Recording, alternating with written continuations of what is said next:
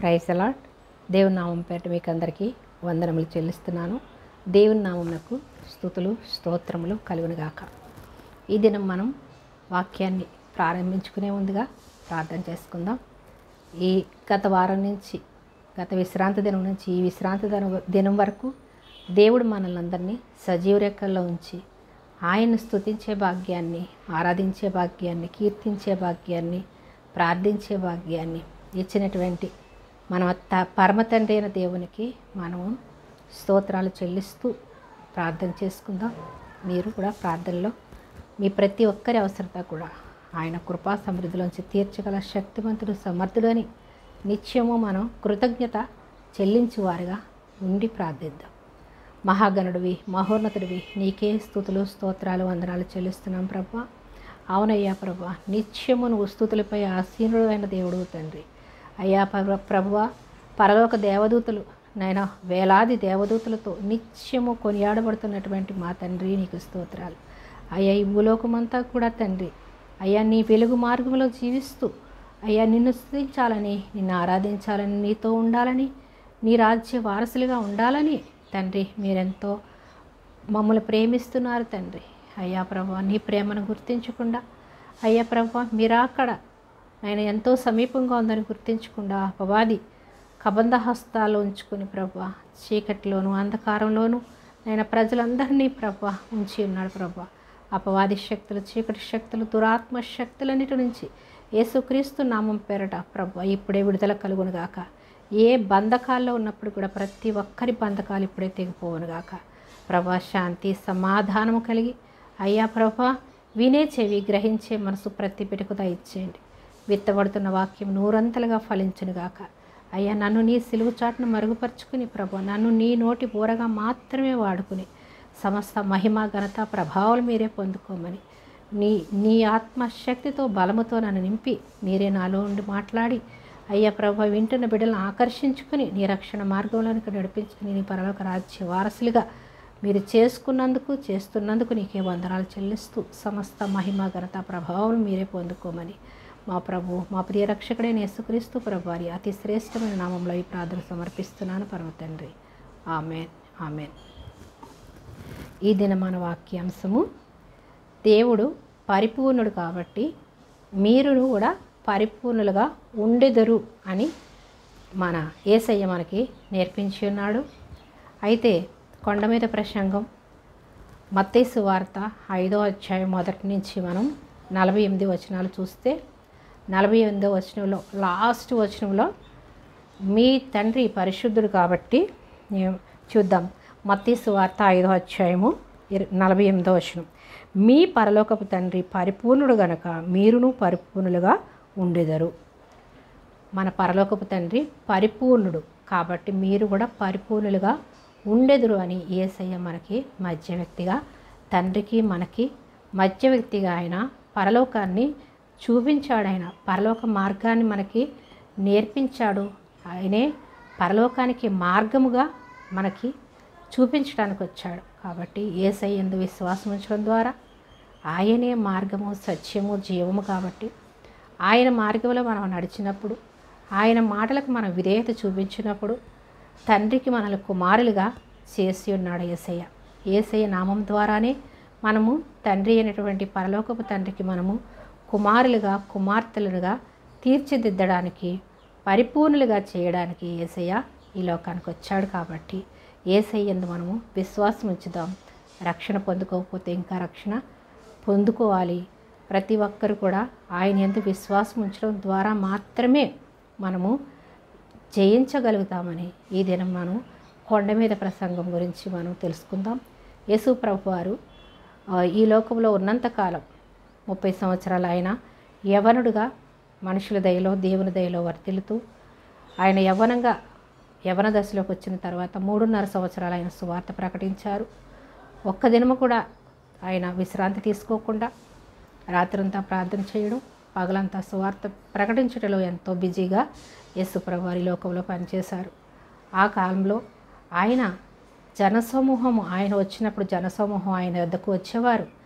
ఆయన మాటలు వినాలని ఎంతో ఆశతో వచ్చి ఆశ్చర్యపడేవారు. స్వస్థతల కొరకు అద్భుతాలు, ఆశ్చర్య కార్యాలు ఆయన యొద్ద పొందుకోవాలని, ఆయన మాటలు వినాలని ఆయన వస్తే చాలు గుంపులు గుంపులుగా ఆయనతో పాటు వెంబడించేవారు. అలాంటి ప్రజల కోసం ఆయన పాపుల కొరకు నేను వచ్చాను, తప్పిపోయిన గొర్రెల కొరకు నేను వచ్చానని మనం నేర్చుకున్నాం. తప్పిపోయిన గొర్రెలు అనగా అమాయక ప్రజలు, దేవుడంటే తెలియని వారు అని నేర్చుకున్నాం. అలాంటి ప్రజల్ని పరిపూర్ణులుగా చేయడానికి అమాయకంతో, పాపముతో, శాపముతో నశించిపోతూ నరకాగ్నికి అవ్వవలసినటువంటి మనలను యేసయ్య రక్షించి మనల్ని పరిపూర్ణులుగా, ఆయన పరిపూర్ణుడు కాబట్టి మనల్ని కూడా పరిపూర్ణులుగా చేయడానికి ఈ లోకానికి వచ్చాడు. పరిపూర్ణుడు అనగా ఆయనలో ఏ పాపము లేనివాడు, ప్రేమామయుడు, కనికరమ గలవాడు, దయగలవాడు, కనికరము చూపించి మనలందరినీ ఆయన కృపలో జీవింపచేస్తూ ఆయన కృపతో మనల్ని మన పాపాలన్నిటినీ కప్పివేసి కడిగివేసి పరిశుద్ధులుగా నీతిమంతులుగా చేయడానికి యేసయ్య రక్తములో మనం కడగబడినప్పుడు మనం నీతిమంతులుగా పరిశుద్ధులుగా మార్చబడతాము. కానీ ఏ మానవుడు కూడా ఆయన రక్తంలో కడగబడినంత కాలం కూడా అందరం కూడా పాపులమే. లోకంలో జీవిస్తున్న ప్రతి మనిషి కూడా పాపి. కాబట్టి ఆ పాపిని రక్షించడానికి యేసయ్య లోకానికి వచ్చాడు. యేసయ్య వచ్చాడని ఎవరైతే గుర్తిస్తారో, ఆయన దగ్గరికి ఎవరైతే వస్తారో, ఆయన యొద్ద పాపాలను ఎవరైతే ఒప్పుకుంటారో అందరూ కూడా ఆయన రాజ్యానికి వారసులు అవుతారు. అంతేకాని నాలో ఏ పాపం లేదు, నేను చాలా నీతిగా ఉన్నాను, యథార్థంగా ఉన్నాను, పాపుల కొరకే వచ్చాడు, పాపులే ఆయన వెంబడిస్తారు అని పరిసయ్యులు, సద్దుకయ్యులు, శాస్త్రులు ఆయన్ని విమర్శిస్తారు. అయితే పశ్చాత్తాపానికి మించిన ప్రాయశ్చిత్తం లేదు అని మనం నేర్చుకుంటాం. పశ్చాత్తాపం ఎప్పుడైతే పడతామో, అయ్యా నేను పాపంలో జీవించాను, ఆజ్ఞ అతిక్రమమే పాపం, అవ్వ ఆదాము చేసిన ఆజ్ఞ అతిక్రమం వలన పాపం మాలోకి వచ్చింది, దానివల్ల మరణాన్ని మేము పొందుకున్నాము.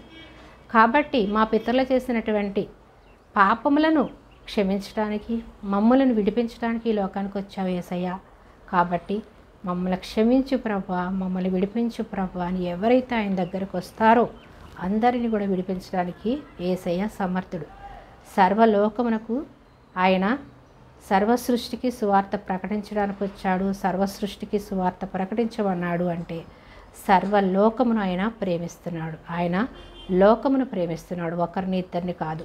లోకమనగా మనుషులు, మట్టి కాదు. లోకమనగా మట్టి కాదు, లోకమనగా మనుషులు అని ఒక గీతం ఉంది. అయితే ఈ లోకంలో ఉన్నటువంటి ప్రతి మనిషిని విడిపించడానికి యేసయ్య వచ్చాడు. కాబట్టి అందరూ కూడా ఆయన యందు ఏం చేయాలి? మనం చేయాల్సింది ఏమీ లేదు, ఆయన యందు విశ్వాసం ఉంచడమే. మనకి ఉచితముగా ఆయన రక్షణ ఇవ్వడానికి వచ్చాడు, ఉచితముగా మనల్ని పరిశుద్ధులుగా నీతిమంతులుగా చేయడానికి వచ్చాడు, ఉచితముగా మనకి స్వస్థత ఇవ్వడానికి వచ్చాడు, ఉచితముగా పరలోక రాజ్యాన్ని ఇవ్వడానికి వచ్చాడు. మనము డబ్బు ఖర్చు పెట్టని అవసరం లేదు, తీర్థయాత్రలు తిరగాల్సిన అవసరం లేదు, మనం ఏమి చేయని అవసరం లేదు.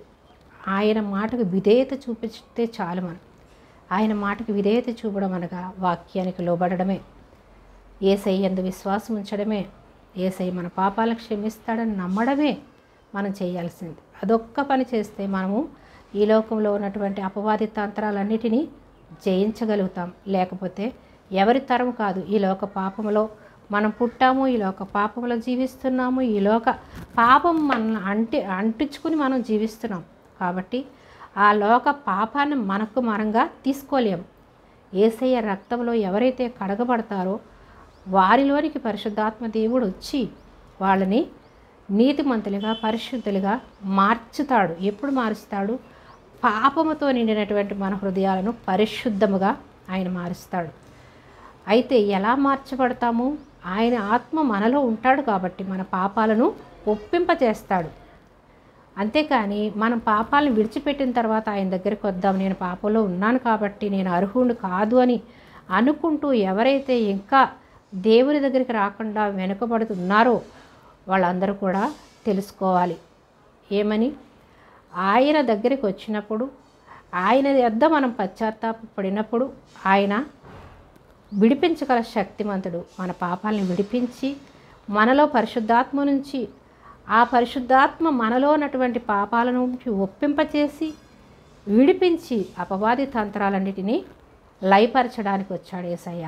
మనలో ఉన్నటువంటి ప్రతి పాపము శాపము తొలగించడానికి వచ్చాడు. మనలో పరిశుద్ధాత్మ దేవుడు ఉంటాడు కాబట్టి మనము వాటన్నిటిని జయించే సామర్థ్యము దేవుడు మనకి ఇస్తాడు. అంతేకాని మనకు మనముగా దేవుని దగ్గరికి రాకుండా, మనం పశ్చాత్తాపడకుండా, ఒప్పుకోకుండా, మన పాపాలను ఒప్పుకోకుండా, ఆయన రక్తంలో మనం కడగబడకుండా మనము ఈ లోకంలో ఉన్నటువంటి ఈ దుర్నీతి సంబంధమైనటువంటి తలంపుల్ని మనలోంచి బయటికి తీయలేము. కాబట్టి మనం ఆయన దగ్గరికి వస్తే పరిశుద్ధాత్మదేవుడు మనకు సహాయం చేస్తాడు. అప్పుడు మనల్ని పరిపూర్ణులుగా చేస్తాడు. పరలోకపు తండ్రి పరిపూర్ణుడు కాబట్టి మీరును పరిపూర్ణులుగా ఉండెదరు అన్నాడు. ఉండండి అనలేదు, ఉండెదరు. ఎలా ఉంటాము? ఆయన వాక్యానికి లోబడి ఆయన యందు విశ్వాసం ఉంచినప్పుడు, మనలోనికి పరిశుద్ధాత్మ దేవుడు వచ్చినప్పుడు దేవుడు చెప్పిన ఆ వాక్యాన్ని మనము పరిపూర్ణంగా ఆ దేవుని వాక్యాన్ని మనం ఎప్పుడైతే నమ్ముతామో, విశ్వాసం ఉంచి మనం ఎప్పుడైతే ఆ వాక్యం ప్రకారంగా జీవించాలని ఎప్పుడైతే మనం కలిగి ఉంటామో పరిశుద్ధాత్మ దేవుడు అప్పుడు సహాయం చేస్తాడు. అంతవరకు మనకు సహాయం చేయడు. కాబట్టి ఏ ఒక్కరి వల్ల కాదు, మన పాపాల నుంచి మనముగా ఎప్పుడు కూడా విడుదల పొందుకోలేము, వాటిని బయటికి తీయలేము, పాపాలను జయించలేము. జయించే సామర్థ్యము దేవుడు పరిశుద్ధాత్మ మనలో ఉంచి, పరిశుద్ధాత్మ అనగా ఆదరణకర్త, తండ్రికి మనకి మధ్య వ్యక్తిగా యేసయ్య ఈ లోకానికి పరిశుద్ధాత్మను మనకిచ్చాడు, మనలో ఉంచాడు. ఆయన ఆత్మను మనలో ఉంచాడు. ఆయన మనల్ని అనాథలుగా చేయకుండా మనల్ని విడిచిపెట్టలేదు. అనాథలుగా చేసి మనల్ని విడిచిపెట్టకుండా ఆదరణకర్తను మనకుంచి మనల్ని ధైర్యపరిచి బలపరిచి నడిపించడానికి సామర్థ్యాన్ని మనకు అనుగ్రహించి వెళ్ళాడు. కానీ అనాథలుగా మనల్ని విడిచిపెట్టలేదు. అందుకే యేసయ్య ఏమన్నారు? అమ్మలారా, నా కోసం ఏడకండి, మీకోసం, మీ పిల్లల కోసం ఏడండి అన్నారు. అంటే నేను మరణించడానికే వచ్చాను, నేను మీ పాపాలను క్షమించడానికి వచ్చాను, నేను రక్తం కారిస్తేనే మీ పాపాలు క్షమించబడతాయి. కాబట్టి నా కోసం ఏడకండి అమ్మా. మీ పిల్లలు నశించిపోకుండా పాపంలో పడిపోకుండా వాళ్ళ కోసం ఏడవండి అంటే దేవుని మార్గాలకు నడిపించండి. వాళ్ళు పాపంలో అంధకారంలో ఉన్నారు. అలాంటి వారందరినీ మీరు నా మార్గంలోనికి నడిపించండి. దేవుని మార్గంలోకి నడిపిస్తే అందరూ నా రక్తంలో కడగబడి పరలోక రాజ్యానికి వారసులు అవుతారు. కాబట్టి మీకోసం, మీ పిల్లల కోసం ఏడండి అన్నాడు. మీ పిల్లలంటే సొంత పిల్లలే కాదు, దేవుని పిల్లలైనటువంటి ఈ లోకంలో ఉన్న ప్రతి ఒక్కరూ దేవుని పిల్లలు, ఆయన సృష్టించిన సృష్టి. కాబట్టి ప్రతి ఒక్కరిని మనం వెలిగింపబడి ఇతరులని వెలిగించాలి అని ఈ యొక్క కొండ మీద ప్రసంగం ద్వారా యేసుప్రభు వారు ఎంతో వివరణగా మనకి నేర్పించారు. కాబట్టి మనము వీటన్నిటినీ జయించాలి అంటే మొదటిగా ఆయన యందు విశ్వాసం ఉంచడం ద్వారానే మనం వీటన్నిటినీ జయించిన తర్వాత మనం పరిపూర్ణులం అవుతాం. పరిపూర్ణులు అవడం ద్వారా మనం దేవునితో సమానంగా ఆయనతో పాటు ఆయన రాజ్యంలో ఉంటాము. ఆయన ఇచ్చే మహిమ కిరీటాన్ని మనం పొందుకుంటాము.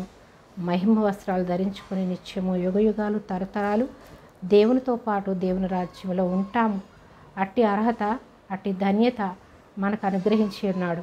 కాబట్టి కొండ మీద ప్రసంగంలో ఉన్నటువంటి మొదటి అధ్యాయం నుంచి 48వ వచనం వరకు మనం క్లుప్తంగా ధ్యానించి తెలుసుకుందాం. అయితే మత్తయి సువార్త 5వ అధ్యాయము మొదటి వచనం ఏముందంటే, ఆయన ఆ జనసమూహములను చూచి కొండ ఎక్కి కూర్చుండగా ఆయన శిష్యులు ఆయన వద్దకు వచ్చిరి. ఆయన జనసమూహాన్ని చూసి, ఎక్కువ జనం వచ్చినప్పుడు ఆయన కింద ఉండి బోధిస్తే వాళ్ళకి వినిపించదు. కాబట్టి కొండ ఎక్కి ఎత్తైన స్థలంలో, ఇప్పట్లో అంటే స్టేజెస్ ఉన్నాయి, మైకులు ఉన్నాయి, అన్ని సౌకర్యాలు ఉన్నాయి. కానీ అప్పుడు అవేమీ లేవు. కాబట్టి ఆయన ఎత్తైనటువంటి కొండ మీదకి ఎక్కి కూర్చుని ఆయన జనాలకి బోధించేవారు. ఆ టైంలో ఆయన జనసమూహాన్ని చూసి ఆయన కొండ ఎక్కి కూర్చుని బోధిస్తున్నప్పుడు శిష్యులు ఆయన దగ్గరకు వచ్చారు. ఆ యొక్క జనసమూహం అంతా కింద కూర్చుని వింటూ ఉన్నారు. ఆ సమయంలో చెప్తున్నారు ఏమని? అప్పుడు ఆయన నోరు తెరిచి ఎలాగూ బోధింపసాగెను, ఆత్మ విషయమై దీనులైన వారు ధన్యులు, పరలోక రాజ్యము వారిది. ఆత్మ విషయమై దీనులైన వారు అంటే మనలో ఉన్నటువంటి ఆత్మ దీనత్వం కలిగి ఉండాలి. మనం పరిసయ్యులు శాస్త్రులు ఎలా ఉన్నారు? అహంకారంతో ఉన్నారు, అహంభావంతో ఉన్నారు, వారిని వారు హెచ్చించుకునేవారుగా ఉన్నారు. అలా ఉండొద్దని ఈ యొక్క ప్రజలకు యేసయ్య నేర్పిస్తున్నారు.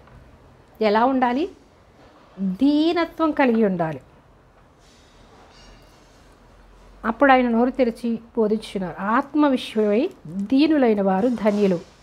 దీనత్వం అంటే డబ్బు లేని వారని కాదు. అక్కడ డబ్బు లేని వారు దీనులు అనగా ఏమీ లేని నిరాకారంగా ఉన్నటువంటి వారని కాదు. అక్కడ ఆత్మలో దీనత్వం కలిగి ఉండాలి. మనము ఈ లోకంలో డబ్బు కలిగి ఉన్నందుకు, వాహనాలు కలిగి ఉన్నందుకు, పేరు ప్రఖ్యాతులు కలిగి ఉన్నందుకు ఈ లోకంలో ఉన్నటువంటి మానవులు గర్విస్తూ ఉంటారు.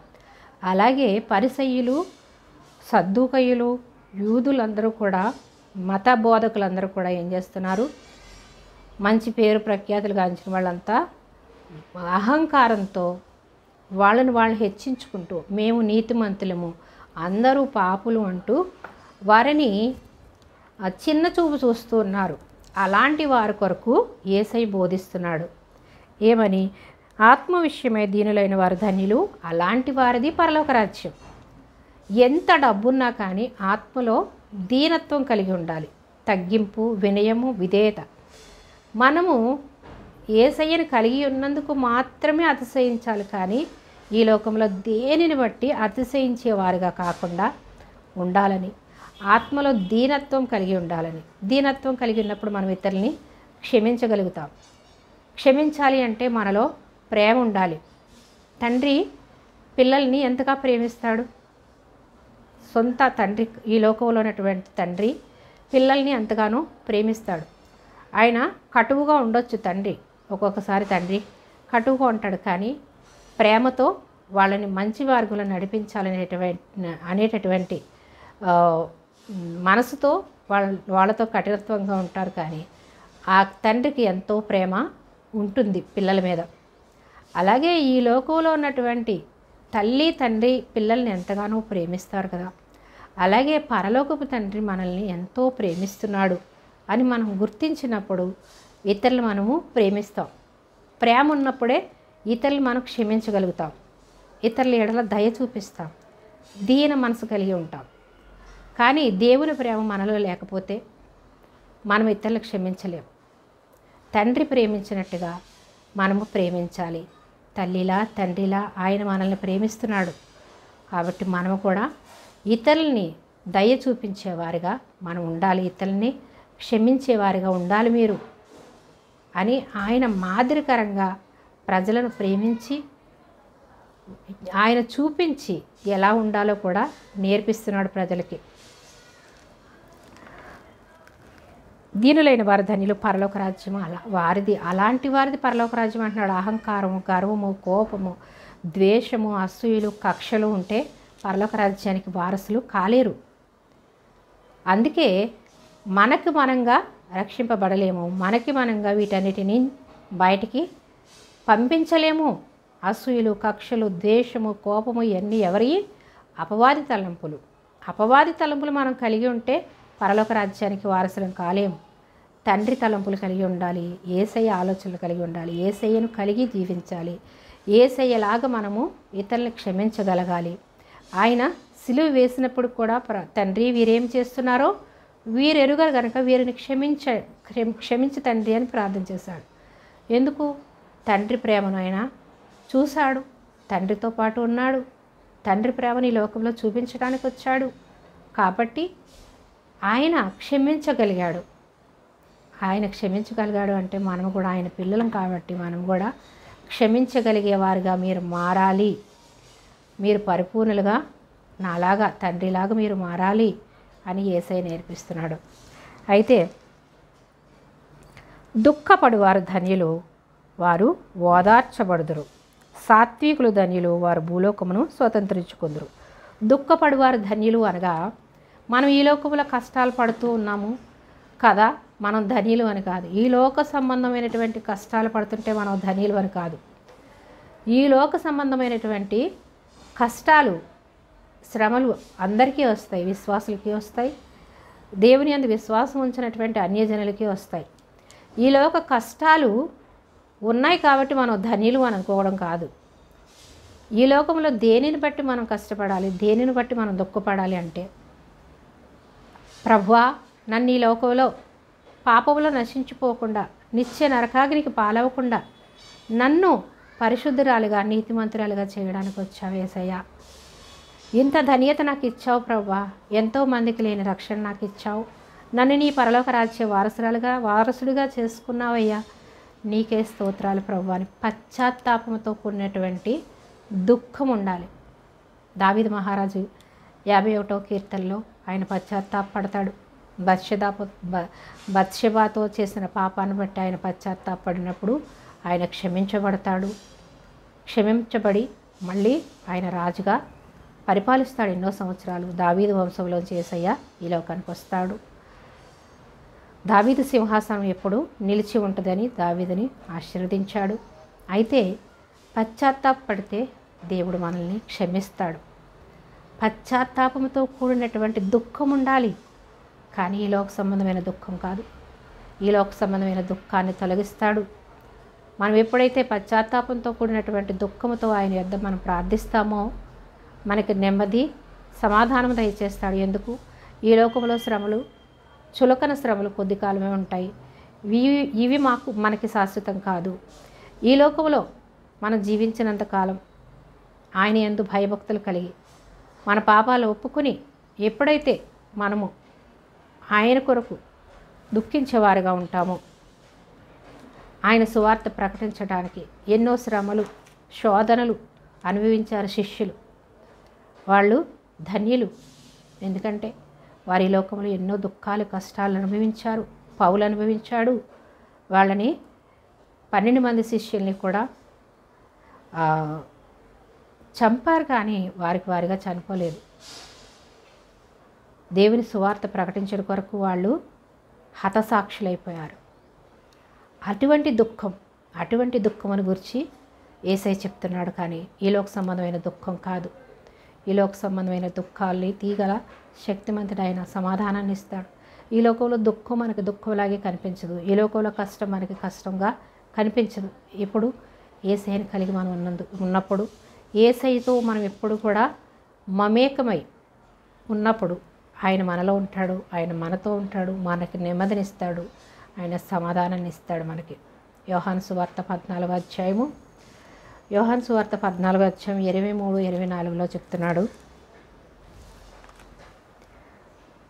ఒకడు నన్ను ప్రేమించిన యెడల నా మాట గైకొను. ఎలా అంట? ఆయన్ని ప్రేమిస్తే ఆయన మాటను గైకొంటాడు. ప్రేమించిన వారు మాత్రమే ఆయన మాటను వింటారు. గైకొను అంటే వింటారు. నన్ను ప్రేమిస్తేనే నా మాట వీరు వినగలుగుతారు. అప్పుడు నా తండ్రి వానిని ప్రేమించును. నా మాట వింటే, నన్ను ప్రేమిస్తే నా మాట వింటారు.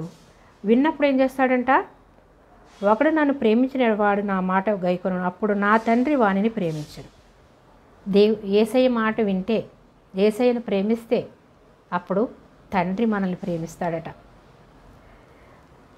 మేము వాని యొద్దకు వచ్చి వాని యొద్ద నివాసం చేతుము. ఎలా అంట? మేము అన్నాడు. తండ్రి, కుమార, పరిశుద్ధాత్మ దేవుడు. మేము వాని యొద్దకు వచ్చి వాని యొద్ద నివాసం చేతుము. అంటే తండ్రి, కుమార, పరిశుద్ధాత్మ త్రియేక దేవుడు మనతోనే ఉండి మనలోనే ఉంటాడు. వాని యొద్దకు వచ్చి వానితో ఉంటానంటున్నాడు. ఎప్పుడు? యేసయ్య మాటను ఎవరైతే, యేసయ్యను ప్రేమించిన వాళ్ళు యేసయ్య మాట వింటారు. యేసయ్య మాట వింటే తండ్రిని మనల్ని ప్రేమిస్తున్నాడు. తండ్రి ప్రేమించి ఏం చేస్తాడు? మన దగ్గరికి వస్తాడంట, మనతో ఉంటాడంట, మనలో ఉంటాడంట. అప్పుడు మనకి కష్టం ఏమనిపిస్తుంది? తండ్రి మనతోనే ఉంటే, యేసయ్య మనతోనే ఉంటే, పరిశుద్ధాత్మ దేవుడు మనతోనే ఉంటే మనకి కష్టం ఏమనిపిస్తుంది? మనల్ని ఆదరిస్తాడు. మనకున్నటువంటి ప్రతి కష్టాన్ని, శోధనని ఆయన తప్పిస్తాడు. ఆయన మనల్ని వెలిగిస్తాడు. ఆయన ఆత్మతో నింపుతాడు. ఆయన మనకు సమాధానాన్ని ఇస్తాడు. ఈ లోకంలో కష్టము మనకి కష్టం అనిపించదు. ఎందుకంటే మనతోనే ఉండి మనల్ని నడిపిస్తాడు కాబట్టి. ఇంకా మనం 24వ వచనాన్ని చూద్దాం. నన్ను ప్రేమింపని వాడు నా మాటలు కూడా గాయకొనడు. యేసయ్యను ఎవరైతే ప్రేమించారో వాళ్ళు ఏం చేస్తారంట? యేసయ్య మాటను కూడా గాయకొనరు, వినరట. మీరు వినుచున్న మాట నా మాట కాదు. యేసయ్య చెప్పే మాట, నేను చెప్తున్న మాట నా మాట కాదు.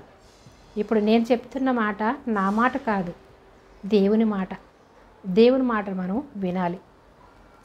చెప్తున్నది ఎవరైనా సరే కానీ అది దేవుని మాట కాబట్టి దేవునికి విధేయత చూపించాలి. యేసయ్య చెప్తున్నాడు, ఇది నా మాట కాదు, నన్ను తండ్రి పంపించాడు కాబట్టి నా తండ్రి మాటగా నేను ఇక్కడ మీకు చెప్తున్నాను. కాదు, నన్ను పంపిన తండ్రిదే. ఈ మాట ఎవరిదంట? నన్ను పంపిన తండ్రిదే. తండ్రి మాట. తండ్రి మాటకు మనం విధేయత చూపిస్తే తండ్రి మనతో ఉంటాడు, మనలో ఉంటాడు, మనల్ని నడిపిస్తాడు. కాబట్టి ఈ లోకంలో ఉన్నటువంటి కష్టాలు, దుఃఖాలు మనకి చాలా చిన్నగా కనిపిస్తాయి. మనల్ని ఆదరిస్తాడు, మనల్ని ప్రేమిస్తాడు, మనకి సంతోషాన్ని, సమాధానాన్ని, నెమ్మదిని మనకు అనుగ్రహిస్తాడు. కాబట్టి మనకి కష్టాలు కష్టాలుగా అనిపించవు. నేనే నా ఇన్ని కష్టాలు పడ్డాను అని మనకి ఆశ్చర్యం కలిగేలాగా ఆ కష్టాల నుంచి మనల్ని విడిపిస్తాడు దేవుడు. కాబట్టి నువ్వే కష్టంలో ఉన్నప్పుడు కూడా దేవుడు నీతో ఉన్నాడు, తండ్రి నీతో ఉంటాడు, నిన్ను నడిపిస్తాడు. దేవుని మాట ఆలకించి దేవుని మాటకు విధేయత చూపిస్తే నీవు ఆదరణ పొందుకుంటావు, సమాధానం పొందుకుంటావు. కష్టం ఉన్న కష్టంలాగా నీకు అనిపించదు. దేవుడు నీకు అన్ని సమృద్ధినిస్తాడు, నిన్ను ఆశీర్వదిస్తాడు, నీతో ఉంటాడు, నీకు సమాధానాన్ని ఇస్తాడు. కాబట్టి దేవుని మాటకి ఈ దినమే లోబడి దేవుని మాటకి విధేయత చూపిస్తే నీకున్న కష్టాలన్నిటి నుంచి ఆయన విడిపించగల శక్తివంతుడు, సమర్థుడు. కాబట్టి దేవుని మాటకి విధేయత చూపించాలి ప్రతి ఒక్కరు కూడా. నన్ను పంపిన తండ్రిదే. తర్వాత 25వ వచనం చూద్దాం. నేను మీ యొద్ద ఉండగానే ఈ మాటలు మీతో చెప్పి తిని, నేను మీ యొద్ద ఉండగానే అంటే నేను మీతో ఉన్నాను కాబట్టి నేను మీకు చెప్తున్నాను. నేను వెళ్ళే టైం వచ్చినప్పుడు ఆదరణకర్తను పంపిస్తానని ముందుగానే యేసయ్య ఈ లోకంలో ఉన్నటువంటి శిష్యులకు, ప్రజలందరికీ కూడా బోధించాడు. నేను మీ యొద్ద ఉండగానే ఈ మాటలు మీతో చెప్పుతున్నాను. ఆదరణకర్త తండ్రి నా నామమున పంపబోవు పరిశుద్ధాత్మ. ఏంటంట? ఆదరణకర్తను ఎవరు పంపిస్తారంట? తండ్రి నా నామమున, యేసుక్రీస్తు నామమున.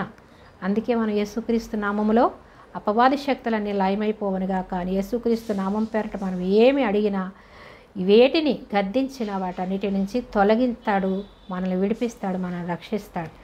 నా నామం పేరట ఆదరణకర్తను మీకు పంపిస్తానంటున్నాడు. ఆదరణకర్త అనగా పరిశుద్ధాత్మ, పవిత్రాత్మ, పవిత్రమైనది, పరిశుద్ధమైనటువంటి ఆత్మ మనలో ఉంచుతాడు. పవిత్రమైన పరిశుద్ధాత్మ ఆదరణకర్త మనలో ఉన్నప్పుడు అపవిత్రతకు చోటు ఉండదు.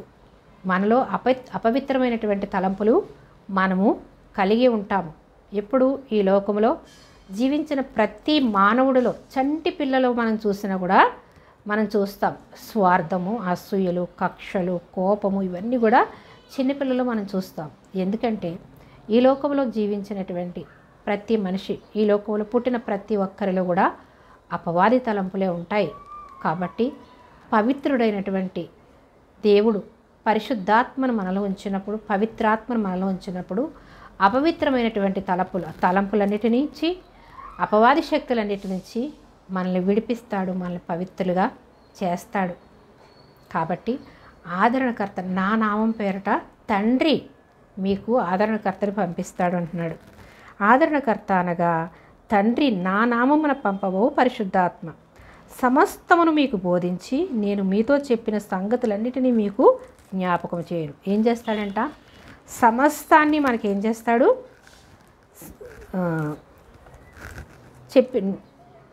పరిశుద్ధాత్మ సమస్తమును మీకు బోధించును.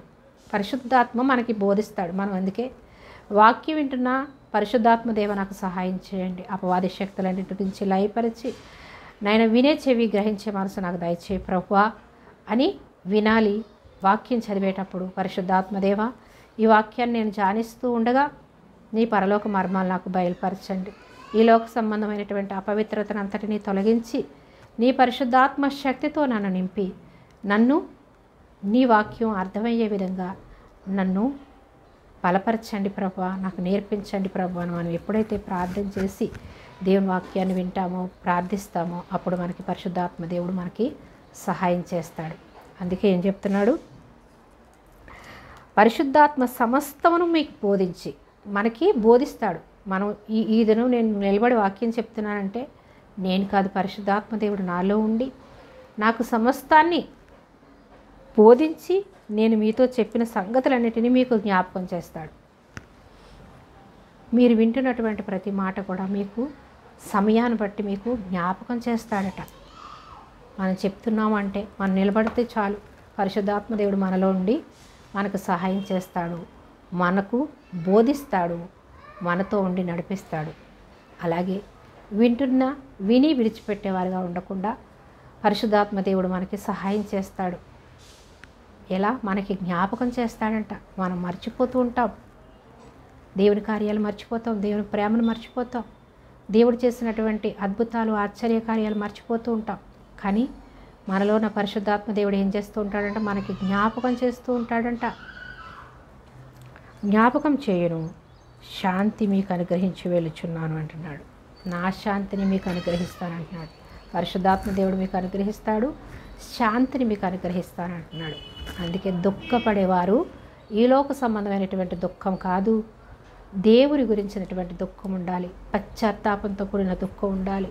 ప్రభువా, నన్ను వెలిగించావయ్యా, నన్ను రక్షించుకున్నావయ్యా, నా భర్త రక్షించబడాలి, నా పిల్లలు రక్షించబడాలి, ప్రజలందరూ రక్షింపబడాలి, దుఃఖములో పాపములో శాపములో కూరుకుపోయినటువంటి ప్రతి ఒక్కరూ రక్షింపబడాలని ఇతరుల గురించినటువంటి దుఃఖం మనకు ఉండాలి. ఆత్మల రక్షణ దుఃఖం మనకు కావాలి, ఆత్మల రక్షణ భారం మనకు ఉండాలి. ఆ భారాన్ని తొలగిస్తాడు దేవుడు. అంతేకాని ఈ లోక సంబంధమైన భారము దుఃఖము కలవారు ధన్యులని కాదు. దేవుని కొరకు దుఃఖపడేవారు, దేవుని కొరకు పనిచేసేవారు, దేవుని ఆత్మను కలిగి ఉన్నవారు బాధపడినప్పుడు దుఃఖపడినప్పుడు వారికి నెమ్మదినిస్తాడు. దుఃఖపడేవారు ధన్యులు, వాళ్ళు ఏం చేస్తారంటే ఓదార్చబడతారు. దేవుడు మనల్ని ఓదారుస్తాడు, దేవుని పనిలో మనకి సహాయపడతాడు, మనల్ని బలపరుస్తాడు, మనల్ని నడిపిస్తాడు. సాత్వికులు ధన్యులు, వారు భూలోకమును స్వతంత్రించుకుంటారు. సాత్వికులు, సాత్వికమైనటువంటి మనసు, సాత్విక మనస్కులు అనగా సాత్వికమైనటువంటి మనసు కలిగి ఉండాలి. సాత్వికమైన మనసు ఎప్పుడొస్తుంది? దేవుని మనసు మనలో ఉన్నప్పుడే, దేవుని ప్రేమ మనలో ఉన్నప్పుడే, దేవుని ఆత్మ మనలో ఉన్నప్పుడే సాత్వికమైన మనసు వస్తుంది. లేదంటే అసూయలు, కక్షలు, ద్వేషాలు, కోపము, అహంకారము ఇవన్నీ మనలో ఉంటే సాత్వికం ఎక్కడి నుంచి వస్తుంది? ఊరికే కోపం వచ్చేస్తూ ఉంటుంది ఎవరైనా మనల్ని అన్నప్పుడు, లేదా దేవుని నామం పేరట మనల్ని అనేకమైనటువంటి నన్ను గురించి మీరు అనేకమైనటువంటి మాటలు పడాల్సి వస్తుంది. నేనే ఈ లోకంలో ఉన్నప్పుడు అనేకమైన మాటలు పడ్డాను కాబట్టి మీరు కూడా పడవలసి వస్తుంది అని యేసుప్రభు ఈ లోకంలో ఉన్నప్పుడే చెప్పాడు. కాబట్టి దేవుని కూర్చున్నటువంటి మాటలు మనల్ని అవమానపరిచినట్టుగా మాట్లాడినప్పుడు మనం ఏం చేయాలి? సాత్వికమైన మనసుతో మనం సమాధానం చెప్పాలి, లేదా మౌనంగా ఉండాలి. కానీ మనము భక్షించేవారుగా కోపపడేవారుగా ఉండొద్దు. ఎందుకంటే ప్రభువా, వీళ్ళు ఏం చేస్తున్నారు, వీళ్ళకి తెలియదు కనుక వీళ్ళని క్షమించని యేసయ్య చెప్పినట్లుగా వాళ్ళు దేవుని ఆత్మ కలిగి లేరు కాబట్టి, దుష్టాత్మ కలిగి ఉన్నారు కాబట్టి వాళ్ళు ఆ విధంగా ప్రవర్తిస్తున్నారు ప్రభువా అని వాళ్ళను మనం క్షమించాలి.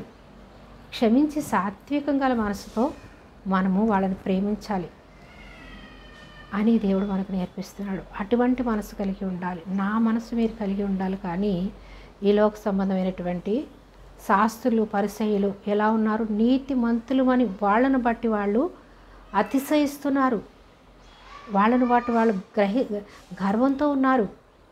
అటువంటి గర్వం ఉంటే పరలోక రాజ్యానికి వారసులు కాలేరు. మీరెంత నీతిగా ఉన్నప్పటికి కూడా, ఎంత ధర్మశాస్త్రాన్ని మీరు క్షుణ్ణంగా ఒక్క పొల్లు కూడా తప్పిపోకుండా మీరు ఆచరిస్తున్నప్పటికి కూడా మీలో అహంకారము, మిమ్మల్ని మీరు హెచ్చించుకునేటటువంటి ఆ, ఆ, ఏమంటారు, మిమ్మల్ని మీరు హెచ్చించుకునేటటువంటి మనల్ని మనం హెచ్చించుకునేటటువంటిది మనసు ఉండకూడదు. ఆ మనసుని మనల్ని మనం హెచ్చించుకునేటటువంటి ఈ లోక సంబంధమైనటువంటి హెచ్చింపు కొరకు గొప్పలు చెప్పుకునేటటువంటి మనల్ని గురించి హెచ్చించుకునేటటువంటి మనసు మనలో ఉంటే మనము దేవుని రాజ్యానికి వారసులం కాలేము. సాత్వికమైన మనసు ఉండాలి, మనల్ని మనం హెచ్చించుకునేవారుగా ఉండకూడదు అని ఈ వాక్యానికి అర్థం వస్తుంది. సాత్వికుల ధన్యులు, వారు భూలోకమును స్వతంత్రించుకొందురు. నీతి కొరకు ఆకలి దప్పులు గలవారు ధన్యులు, వారు తృప్తిపరచబడదురు. ఏంటంట? నీతి కొరకు ఆకలి దప్పులు గలవారు అంటే ఆకలితో ఉండమని కాదు, అక్కడ నీతి కొరకు ఆకలి దప్పులు కలిగి ఉండమని కాదు. నీతి యథార్థతల కొరకు ఆకలి దప్పు గలవారు ధన్యులని కాదు. అక్కడ నీతి సూర్యుడైనటువంటి యేసయ్యను కలిగి ఉన్నందుకు ఈ లోకంలో మనం అనేకమైన శ్రమలు, శోధనలు, కష్టాలు ఎదుర్కొన్నప్పుడు మనము ఆ నీతి సూర్యుడైనటువంటి యేసయ్య కొరకు, మనము నీతి కొరకు, యేసయ్య కొరకు, యేసయ్య సువార్త పని కొరకు యేసయ్యను కలిగి ఉన్నందుకు మనము ఆకలి దప్పులు గలవారు అనగా యేసయ్యను మనము కలిగి ఉన్నాము. అలాగే మన పిల్లలు, ప్రజలందరూ కూడా రక్షింపబడాలి. నీతి సూర్యుడైన యేసయ్య కొరకు ఆకలి దప్పులు కలిగి ఉండాలి. ఆకలి దప్పులు అనగా అందరూ రక్షింపబడాలి, అందరూ పరలోక రాజ్యంలో ఉండాలనేటువంటి ఆకలి, దాహం, అటువంటి ఆకలి, అటువంటి దాహం కలిగి ఉండాలి. అంతేకాని ఈ లోక సంబంధమైనటువంటి ఆకలి దప్పుల గురించి కాదు, ఆత్మీయ సంబంధమైనటువంటి ఆకలి దప్పుల గురించి యేసయ్య మాట్లాడుతున్నాడు. ఆత్మీయ సంబంధమైనటువంటి ఆకలి దప్పులు, పశ్చాత్తాపంతో కూడిన ఆకలి దప్పులు, పశ్చాత్తాపంతో కూడినటువంటి మనసు కలిగి ఇతరులను క్షమించే మనసు, ఇతరులను ప్రేమించేటటువంటి మనసు, ఇతరులు రక్షింపబడాలి, అందరూ దేవుని రాజ్యంలో ఉండాలి అని దేవుని కొరకు ఆకలి దప్పులు, తృష్ణ కలిగి ఉండాలి. దేవుని కొరకు దేవుని వాక్యాన్ని ధ్యానించాలని, బోధించాలని, దేవుని కీర్తించాలని, దేవుని కొరకు ప్రార్థించాలని, ఆయన తలంపులు కలిగి ఉండాలని, ఆయన ఆలోచనలు కలిగి ఉండాలని మనము ఆకలి దప్పులు కలిగి ఉండాలి. కానీ ఈ లోక సంబంధమైన ఆకలి దప్పుల గురించి కాదు ఈ వచనం. వాళ్ళు ఏం చేస్తారంటే తృప్తిపరచబడతారు. అంటే ఆశగొన్న ప్రాణాన్ని దేవుడు తృప్తిపరుస్తాడు. దేవుని కొరకు నీకు ప్రార్థించాలని ఉందా? తృప్తిపరుస్తాడు. దేవుని కొరకు సువార్త ప్రకటించాలని ఉందా? నేను తృప్తిపరుస్తాడు. దేవుని మందిరం కట్టాలని నీకు ఆశ ఉందా? దేవుడు నిన్ను తృప్తిపరుస్తాడు. సువార్త ప్రకటించాలనేటటువంటి ఆశ నీకుందా? నిన్ను తృప్తిపరుస్తాడు. అలాగే దేవుని కొరకు కీర్తించాలని నీకు ఆశ ఉందా? నేను తృప్తిపరుస్తాడు. నీకు చదువు రాకపోయినా బైబిల్ చదవాలని ఆశ ఉందా? నీకు చదువు కూడా నేర్పిస్తాడు. అలాంటి ఆకలి దప్పులు కలిగి మనం ఉన్నప్పుడు దేవుడు మనల్ని తృప్తిపరుస్తాడు. ఈ లోకంలో ఆకలి దప్పులు ఉండి ఈ లోకంలో ఈ శ్రమలతో ఇలానే ఉండాలా? పరలోకం కోసమేనా మనం అంటే, ఎప్పుడైతే మనము ఆయన నీతిని, ఆయన రాజ్యాన్ని మనం ఎదుగుతామో ఈ లోకంలో మనకి ఏది కావాలో ఇస్తానంటున్నాడు. ఆకాశ పక్షులు చూడండి, అవి విత్తవు, కోయవు.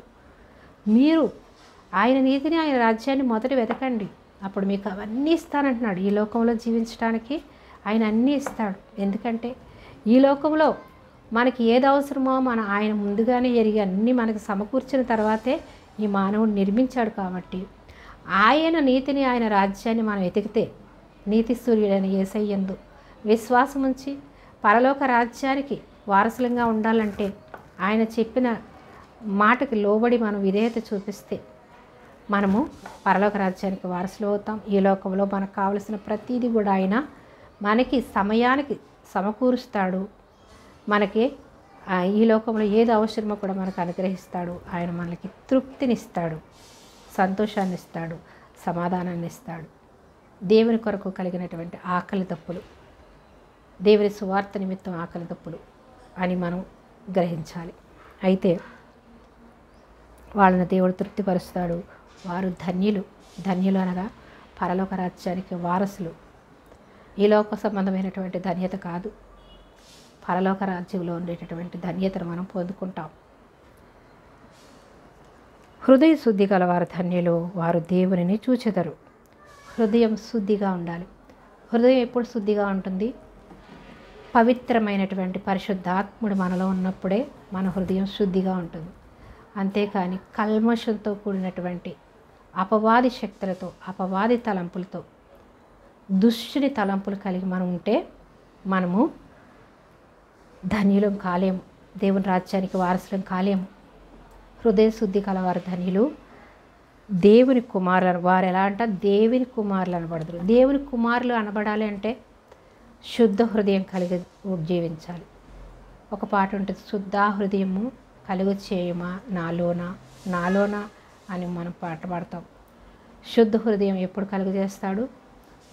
దేవుని దగ్గరికి వచ్చి ఆయన యందు విశ్వాసం ఉంచి మారు మనసు పొంది రక్షణ పొందుకుంటే మనకి శుద్ధ హృదయాన్ని దయచేస్తాడు. మనకు మనంగా శుద్ధులం కాలేము, మనకు మనంగా శుద్ధ హృదయాన్ని కలిగి జీవించలేము. మనకి మనంగా మన తెలివితేటలతో, ఈ లోక తలంపులతో ఉన్నంతకాలం మనము దేవుని రాజ్యానికి వారసులం కాలేము, శుద్ధ హృదయాన్ని మనము పొందుకోలేము.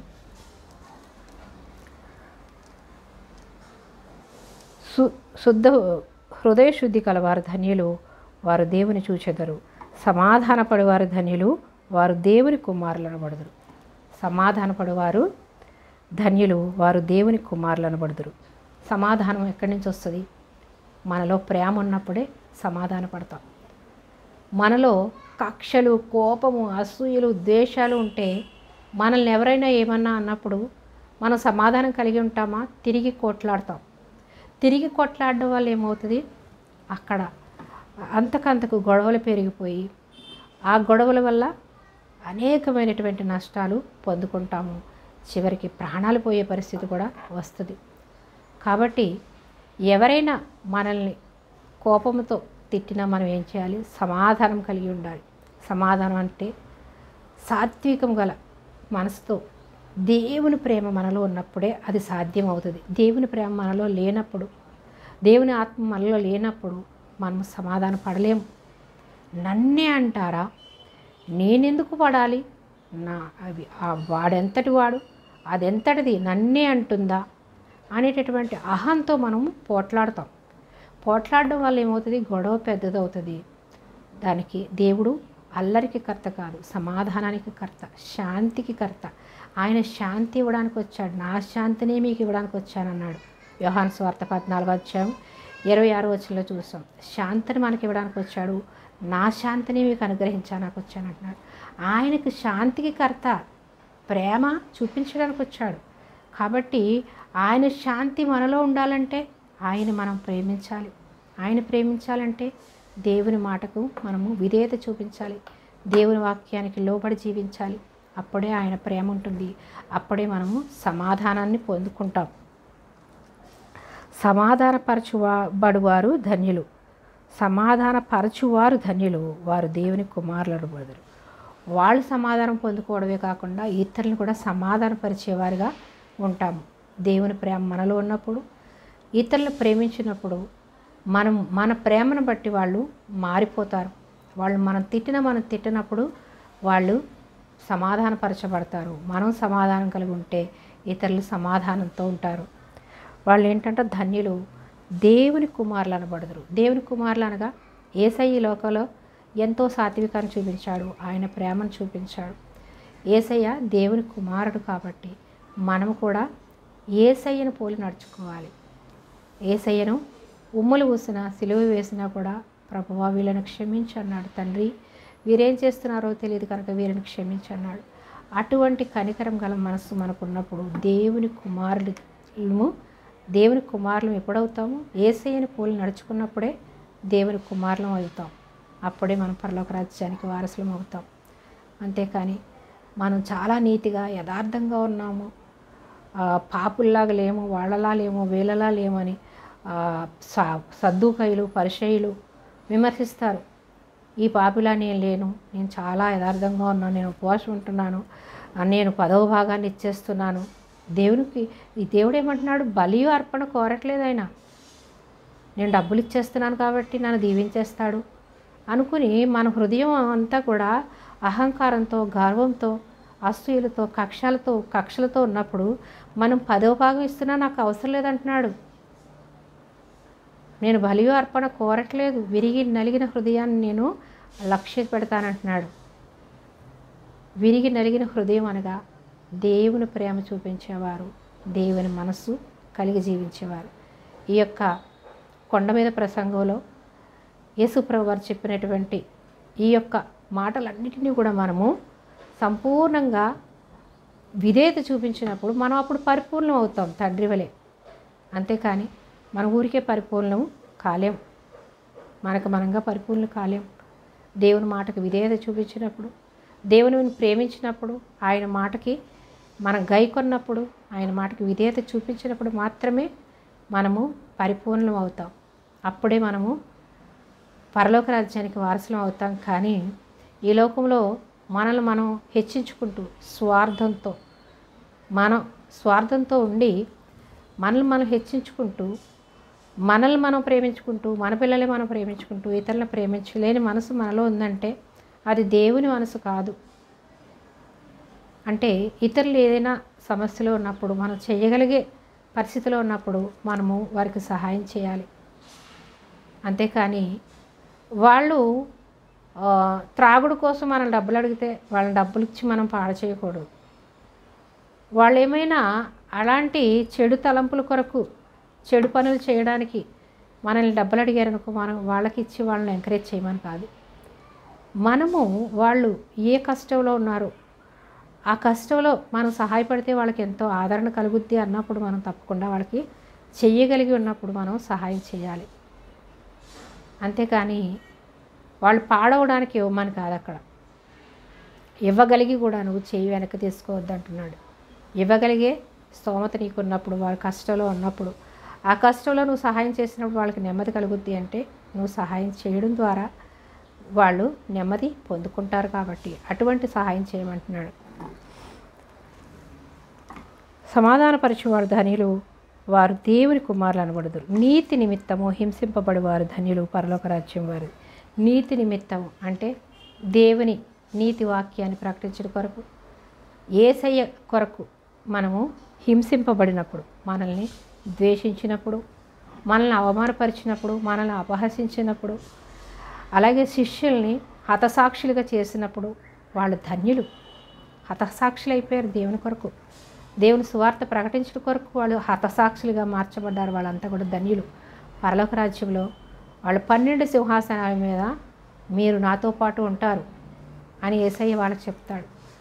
మీకు 12 సింహాసనాలు, 12 మందికి నేను సింహాసనాలు, జీవకిరీటాన్ని మీకు అనుగ్రహిస్తాను అంటాడు యేసయ్య. మాకేమొస్తుంది ప్రభు, మేము నీతో ఉన్నాం కదా, మేము అన్నీ విడిచిపెట్టి వచ్చేసాం కదా అని పేతురు గారు అడిగినప్పుడు మీరు నాతో పాటు పరలోక రాజ్యంలో మీకు 12 సింహాసనాలను మీరు పొందుకుంటారు, కిరీటాన్ని పొందుకుంటారని యేసయ్య చెప్తాడు.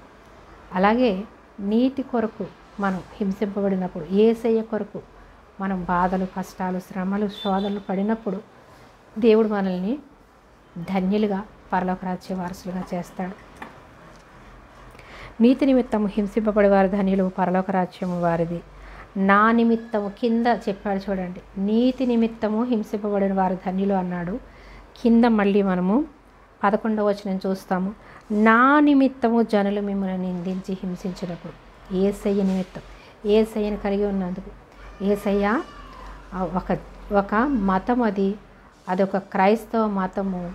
వీళ్ళకి పని పాట లేదు, వీళ్ళకి మత పిచ్చి పెట్టింది అని అన్యులు, దేవుని నామాన్ని ఎరగని వారు, దేవుని యందు విశ్వాసం ఉంచిన వారు, దేవుని యందు విశ్వాసం ఉంచిన దేవుని బిడ్డల్ని అనేకమైనటువంటి శ్రమలు, శోధనలు పెడతారు. అలాగే శిష్యులు పెట్టి ఉన్నారు. శిష్యులు 12 మంది కూడా హతసాక్షులు అయిపోయారు. అలాగే ఇంకా ఎవరైనా దేవుని కొరకు నా యందు మీరు విశ్వాసం ఉంచడం ద్వారా చెప్తున్నాడు, నా నిమిత్తము జనులు మిమ్మల్ని, నన్ను కలిగి ఉన్నందుకు, నా సువార్త ప్రకటించడం కొరకు మీరు నా యందు విశ్వాసం ఉంచడం ద్వారా మీరు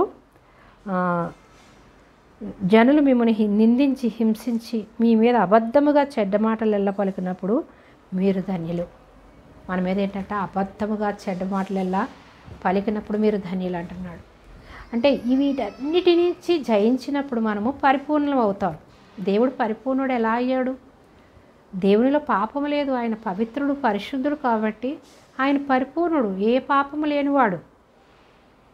ఆయనలో అసూయలు కక్షలు ద్వేషాలు లేవు, స్వార్థం లేదు ఆయనకి. ప్రతి మానవుణ్ణి ప్రేమిస్తున్నాడు కాబట్టి ఆయన ప్రేమామయుడు. ఆయన ప్రేమ మనలో ఉండాలంటే వీటన్నిటి నుంచి మనం విజయాన్ని పొందుకోవాలి. విజయాన్ని పొందుకోవాలంటే ఏం చేయాలి? ఆయన యందు విశ్వాసం ఉంచి మారుమనసు పొంది రక్షణ పొందుకుంటే, మనం ఎప్పుడైతే మారుమనసు పొంది రక్షణ పొందుకుంటామో పరిశుద్ధాత్మ దేవుడు మనలోకి వస్తాడు. కాబట్టి అప్పుడు మనం వీటన్నిటినీ జయించగలుగుతాం. అంతేకాని మనకు మనంగా జయించలేమని యేసయ్య మనకి నేర్పించాడు, మాదిరికరంగా చూపించాడు. మాదిరికరంగా ఆయన ప్రాణాన్ని ఇచ్చాడు మన కొరకు. దీనత్వంతో దీనుడుగా దరిద్రుడుగా మన కొరకు ఈ లోకానికి వచ్చి ఆయన ప్రాణాన్ని మన కొరకు పెట్టాడు. ఆయన ఎలాంటి వాడు? మీ పరలోకపు తండ్రి పరిపూర్ణుడు గనక మీరును పరిపూర్ణులుగా ఉండెదరు. పరిపూర్ణులుగా ఉండాలంటే మనం ఏం చేయాలి అనేది ఇది నేర్చుకున్నాం. వీటన్నిటి నుంచి మనం పొందుకుంటే పరిపూర్ణుడిగా యేసయ్య రూపంలోనికి, యేసయ్య పోలికలోనికి మనం మార్చబడతాము. యేసయ్య ఎలాగైతే క్షమించాడో అటువంటి క్షమాపణ బుద్ధి మనకి కూడా దేవుడు అనుగ్రహిస్తాడు. ఇతరులను క్షమించేవారిగా మనల్ని చేస్తాడు. దేవుని ఆత్మతో నింపుతాడు. దేవుని ఆత్మ మనలో ఉంటేనే వీటన్నిటినీ మనం జయించగలుగుతాం. కాబట్టి మీ తండ్రి పరిపూర్ణుడు కాబట్టి మీరును పరిపూర్ణులుగా ఉండెదరు. ఇప్పుడు ఈ యొక్క కొండ మీద ప్రసంగంలో యేసయ్య చెప్పినటువంటి ఆ యొక్క ప్రతి మాటను కూడా మనం విశ్వాసం ఉంచి మనం లోబడి జయించగలిగేవారుగా, నీతి కొరకు ఆకలి దప్పులు గలివారుగా, సాత్వికం గలవారుగా మనము ఉన్నప్పుడు దేవుని ప్రేమను మనం పొందుకుని ఆ ప్రేమను ఇతరులకు చూపించినప్పుడు మనం పొందుకుంటాం తప్ప మనకు మనముగా ఏమి కూడా సాధించలేం. ఈ యొక్క పాపము నుంచి విడుదల పొందుకోలేం, పరలోక రాజ్యానికి వారసులం కాలేం. కాబట్టి తండ్రి పరిపూర్ణుడు కాబట్టి మీరు కూడా పరిపూర్ణులుగా ఉండాలి. అంటే వీటన్నిటిని మీరు పాటించాలని యేసయ్య మనకు నేర్పిన విధంగా ఆ యొక్క మత్తయి సువార్త 5వ అధ్యాయం కొండ మీద ప్రసంగం, అంటే కొండ మీద కూర్చుని ప్రసంగించారు కాబట్టి కొండ మీద ప్రసంగం అని పేరు పెట్టారు. ఆ కొండ మీద ప్రసంగంలో మనకు బోధించినటువంటి ప్రతి మాటను కూడా మనము విని విడిచిపెట్టేవారుగా కాకుండా దేవుని వాక్యానికి లోబడి దేవుని చిత్తానుసారంగా దేవుని ప్రేమను కలిగి ఇతరులకి ఆయన ప్రేమను చూపించి, తండ్రి పరిపూర్ణుడు కాబట్టి మనం కూడా పరిపూర్ణులుగా మారినప్పుడే ఆయన రాజ్యానికి వారసులు అవుతాం. కానీ మారు మనసు పొందుకొని రక్షణ పొందుకుంటే చాలు, మనం ఈ లోకంలో ఇష్టానుసారంగా జీవిస్తే మనం వెళ్ళిపోతాము పరలోకానికి అని మనము నిర్లక్ష్యంతో ఉంటే దేవుడు ఎప్పుడైనా సడన్గా రానే ఉన్నాడు. నేను త్వరలో రానే ఉన్నాను, మీరు సిద్ధపడి ఉండండి, మెలకు కలిగి ప్రార్థించండి అనేసి మాకు చెప్పి ఉన్నాడు. కాబట్టి ఆయన త్వరలో రానే ఉన్నాడు. కాబట్టి ఆయన వచ్చేటప్పుడు మనం అందరం కూడా ఈ లోక సంబంధమైనటువంటి దుర్నీతిని అంతటినీ మనము పరిత్యజించి విడుదల పొందుకొని పవిత్రమైన పరిశుద్ధాత్మ శక్తితో మనం నింపబడి దేవుని ప్రేమను కలిగి తండ్రి పరిపూర్ణుడు కాబట్టి మనము కూడా పరిపూర్ణతలోనికి మనల్ని దేవుడు నడిపిస్తాడు. కాబట్టి ఈ యొక్క కొండ మీద ప్రసంగంలో దేవుడు యేసయ్య చెప్పిన ప్రతి ఒక్క వచనము చాలా ఇంపార్టెంట్ అయినది. కాబట్టి మనం వాటన్నిటినీ మనం పాటించాలంటే దేవుని ఆత్మ మనలో ఉండాలి. సాతాన్ని ఎదిరించాలంటే పరిశుద్ధాత్మ సహాయం మనకు కావాలి. కాబట్టి మనం ఎప్పుడు కూడా విడువక విసుకక ప్రార్థించేవారుగా మనం ఉన్నప్పుడు వాటన్నిటినీ దేవుడు మనలోంచి తొలగించి సమస్త దుర్నీతి నుంచి మనం విడిపించి పరిశుద్ధమైన పవిత్రమైన శుద్ధ హృదయాన్ని మనకు దయచేసి దేవుని రాజ్యానికి వారసులుగా చేసుకుంటాడు. కాబట్టి ఈ యొక్క కొండమై ప్రసంగంలో చెప్పిన యేసయ్య మాటలన్నిటినీ మనము క్షుణ్ణంగా చదివి వాక్యానుసారంగా జీవించి దేవుని ప్రేమను పొందుకుని ఇతరులకు దేవుని ప్రేమను చూపిద్దాం. అట్టి కృపామయుడు కాబట్టి ఆయన కృప, ఆయన దీవెనలతో మనల్ని నింపి ఉన్నాడు. ఆయన కృపను బట్టి మనం జీవిస్తున్నాం. ఆయన కృపను బట్టి మనము వీటన్నిటి నుంచి జయిస్తాం తప్ప మనకు మనంగా ఏం చేయలేమని గ్రహించి మనం పశ్చాత్తాపంతో దేవుని యొద్ద మన పాపాలు ఒప్పుకొని ఆయన నీతి రాజ్యానికి వారసులవుదాం. మీరందరూ కూడా ఇంకా రక్షణ పొందుకోకపోతే రక్షణ పొందుకోండి. రక్షణ పొందుకుని ఇంకా ఇటువంటి తలంపులు ఉంటే కనుక ప్రభువా నాకు వాటన్నిటి నుంచి జయించే సామర్థ్యం దయచే ప్రభువా. ఈ దుష్టుని తలంపులన్నిటి నుంచి జయించే సామర్థ్యం నాకు దయచేసి నీ పరిశుద్ధాత్మ శక్తితో నన్ను నింపి నన్ను పరిశుద్ధురాలుగా నీతిమంతురాలుగా శుద్ధ హృదయాన్ని ఇచ్చి నిన్ను చూసే ధన్యత, నీ రాజ్యంలో ఉండే ధన్యత నాకు ప్రసాదించు ప్రభువా అని ప్రార్థన చేసుకుందాం. మీరందరూ ప్రార్థనలో నాతో పాటు ఏకీభవించండి. మహాగణుడివి, మహోన్నతుడివి, సర్వాంతర్యామివి, సర్వసృష్టికర్తమైన మా ప్రభువా, మా దేవా, నీకే స్తుతులు స్తోత్రములు వందనములు చెల్లిస్తున్నాం తండ్రి. అత్యంత ప్రేమ కనికరము గల యేసయ్యా నీకే స్తోత్రాలు. నయ్యా ప్రభువా తండ్రి, తండ్రి పరిపూర్ణుడు కాబట్టి మీరు కూడా పరిపూర్ణులుగా ఉండెదరు. ఎలా ఉంటారు అనేది మాకు ఎలా ఉంటే ఎలా ఉంటామని ప్రభువా కొండ మీద ప్రసంగం ద్వారా మాకు నేర్పించి ఉన్నారు ప్రభువా తండ్రి. దీనత్వము నయ్యా ప్రభువా తండ్రి, శుద్ధ హృదయము అయ్యా, సమాధానం గల హృదయము యేసుక్రీస్తు నామములో ప్రభువా వాక్యం వింటున్న ప్రతి ఒక్కరూ పొందుకుందరుగాక. ప్రార్థనలో ఏకీవిస్తున్న ప్రతి బిడ్డ పొందుకుందరుగాక. శుద్ధ హృదయాన్ని మాకు దయచేసి నేను ఇచ్చే రాజ్యానికి వారసులుగా మమ్మల్ని చేసుకున్నట్లుగానే ప్రభువా ప్రతి ఒక్కరిని రాజ్య వారసులుగా చేసుకుని ప్రభువా తండ్రి పరలోక రాజ్యంలో తండ్రి చేర్చబడేటటువంటి ధన్యత, దీవెన, ఆశీర్వాదాలు పరిశుద్ధాత్మ శక్తితో ప్రతి ఒక్కరిని నింపండి ప్రభువా. అయ్యా ప్రభు, ఈ సమయంలో ప్రభువా తండ్రి ఎవరైతే ఇంకా అంధకారంలో చీకట్లో ప్రభువా తండ్రి దుష్ట తలంపులతో నిండి ఉన్నారో వారందరినీ యేసుక్రీస్తు నామములో ప్రభువా క్షమించి విడిపించినందుకు దేవానికే స్తోత్రాలు ప్రభువా. అయ్యా ప్రభువా, మా అందరి పాపాల కొరకు ఈ లోకంలో మీరు శిలువలో మరణించి మీ రక్తం ద్వారా మమ్మల్ని పరిశుద్ధులుగా చేశారని ప్రతి బిడ్డ గ్రహించుకుని అయ్యా ప్రభువా నీ రక్తంలో కడుగుకుని పరిశుద్ధులుగా నీతిమంతులుగా నాయన తండ్రి తీర్చబడి నీ రాజ్య వారసులుగా చేర్చబడుదురుగాక. అయ్యా ఈ సమయంలో ప్రభువా ఈ లోకంలో ఏ దుఃఖంలో తండ్రి, ఏ శాపములో, ఏ అంధకారంలో చిక్కుకుని ఉన్నారో ప్రభు, ఏ అప్పుల బాధల్లో ఉన్నారో ప్రభు ప్రతి ఒక్కరిని యేసుక్రీస్తు నామములో తండ్రి విడుదల కలుగునుగాక. విడిపించండి అయ్యా, నీకు స్తోత్రాలు. అయ్యా గర్భఫలము లేక ప్రభు పిల్లలు లేకుండా బాధపడుతున్నటువంటి బిడ్డలు మీరు దర్శించి అయ్యా గర్భఫలం మీరిచ్చే బహుమానం అయ్యా ప్రభు. గర్భఫలం లేని బిడ్డలకి యేసుక్రీస్తు నామములో గర్భం తెరవబడునుగాక. అయ్యా అనారోగ్యంగా ఉన్న బిడ్డలకి యేసుక్రీస్తు నామములో స్వస్థత కలుగునుగాక. శాంతి, సమాధానము, ఆరోగ్యము, ఐశ్వర్యము, అభిషేకము, రక్షణ ఇచ్చి అందరూ నీ రాజ్యంలో ఉండే ధన్యత, దీవెన ప్రతి ఒక్కరికి దయచేయమని మా ప్రభు రక్షకుడైన యేసుక్రీస్తు ప్రభు వారి అతి శ్రేష్టమైన నామంలో ఈ ప్రార్థన సమర్పిస్తున్నాను పరమ తండ్రి. Amen, amen. Praise the lord.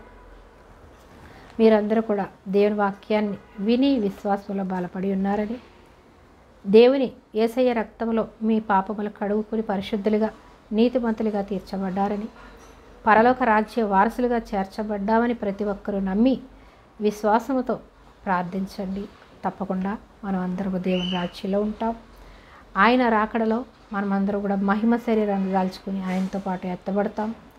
అందరూ ఈ లోకంలో మనం ఒకరినొకరు ముఖాలు చూసుకోలేకపోయినప్పటికీ కూడా పరలోకంలో మనం అందరం కూడా కలుసుకుంటాం. దేవునితో పాటు యుగయుగాలు తరతరాలు ఉంటాం. కాబట్టి మనమందరం కూడా దేవుని యందు విశ్వాసం ఉంచి జీవిద్దాం. దేవుని కొరకు మనము ఈ లోకంలో ఎన్ని శ్రమలైనా ఎన్ని శోధనలైనా మనము సహించినప్పుడు మనము దేవుని రాజ్యంలో ధన్యులుగా, శిష్యులు ఎలాగైతే సువార్త పని కొరకు వారు హతసాక్షులుగా అయిపోయి ధన్యులుగా దేవుని యొద్ద, దేవుని సింహాసనం యొద్ద 12 సింహాసనాల మీద ఎలాగైతే ఉన్నారో అటువంటి ధన్యత మనము కూడా కలిగి ఉంటామని నమ్మి విశ్వాసంతో జీవిద్దాం. ఆయన కొరకు ఆయన సువార్త పనులు పాలుపంపులు పొందుకుందాం.